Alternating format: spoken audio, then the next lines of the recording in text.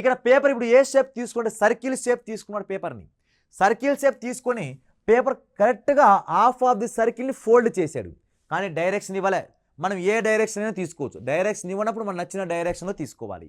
Okay, paper ఇటువైపు fold చేస్తే అంటే ఇటువైపు పార్ట్ ఇవ్వలేదుగా వాడు, అంటే పేపర్ ఇటువైపు డైరెక్షన్ ఇలా డైరెక్షన్ తీసుకున్నాడు అని అర్థం.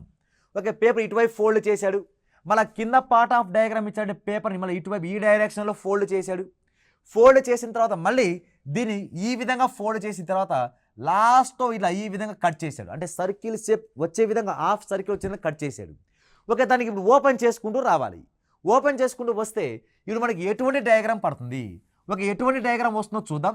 ఓకే, దీన్ని ఇట్లా ఓపెన్ చేసిన తర్వాత మళ్ళీ ఇక్కడ సర్కిలే కనబడుతుంది. మళ్ళీ దీన్ని ఇటువైపు మళ్ళీ పైన వేస్తే మళ్ళీ ఇటువైపు కూడా ఒక circle complete half of the circle వస్తుంది.